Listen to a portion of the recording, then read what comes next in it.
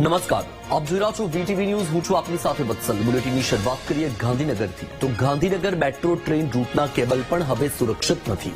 Metro રૂટના કેબલના વાયરની ચોરી થઈ. 750 ડીસી વોલ્ટનો કરંટ પસાર થાય છે તે કેબલની ચોરી થઈ.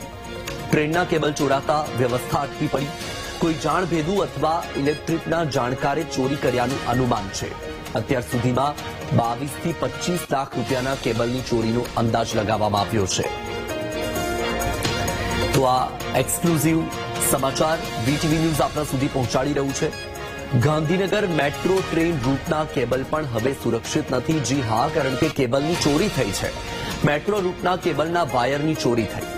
750 ડીસી વોલ્ટનો કરંટ જે કેબલમાંથી પસાર થાય છે તે કેબલની ચોરી કરવામાં આવી છે.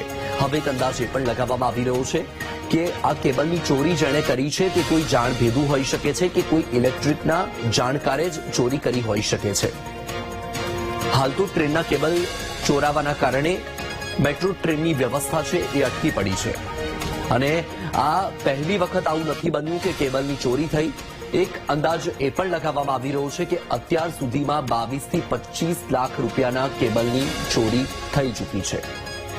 તો જે આ મેટ્રો રૂટના કેબલના વાયરની ચોરી થઈ છે તેના કારણે જે વ્યવસ્થા અટકી પડી છે તેના કારણે જે મુસાફરો છે તેમને પણ અગવડતા વેઠવાનો વારો આવ્યો છે. કારણ કે જે દરરોજ અપડાઉન કરતા લોકો પણ હોય છે કે જે મેટ્રોનો સહારો લેતા હોય છે. તો બીજી તરફ આ મેટ્રોની વ્યવસ્થા અટકી પડવાના કારણે મુસાફરો પણ અટવાઈ પડ્યા. તો આ દ્રશ્ય તમારી ટીવી સ્ક્રીન પર એક્સક્લુઝિવ દ્રશ્યો વીટીવી ન્યૂઝ આપના સુધી પહોંચાડી રહ્યું છે. ગાંધીનગર મેટ્રો ટ્રેન રૂટના કેબલની ચોરી થઈ. હવે એ કેબલ પણ સુરક્ષિત નથી.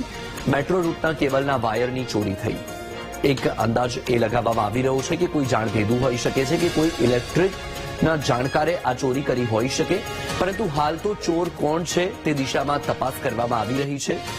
હવે ચોર પકડાય ત્યારે ખબર પડે કે આ ચોરે કેટલી વખત ચોરી કરી છે. કેબલ ચોરી તો ના થવા જોઈએ, કેમ કે એ ચોરી થાય તો પછી બધા મુસાફર અટકી જાય છે.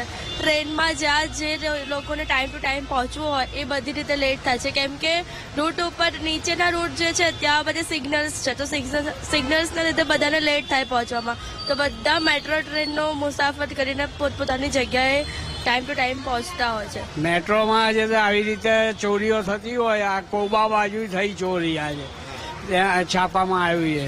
એટલે કાલે ન્યૂઝપેપર પેલા એમાંય હતું, ટીવીમાં હતું. તો એમાંય પણ જે તે લોકોને જે તે તકલીફ એ પડે કે આખી મેટ્રો બંધ કરવી પડે, એ લાઇનની મેટ્રો. સારું ના કહેવાય કે આપણું એક તો આપણી જ સુવિધા માટે બધી વસ્તુ કરે ને આ રીતે ચોરી તો ના જ કરાય. ખોટી વસ્તુ છે.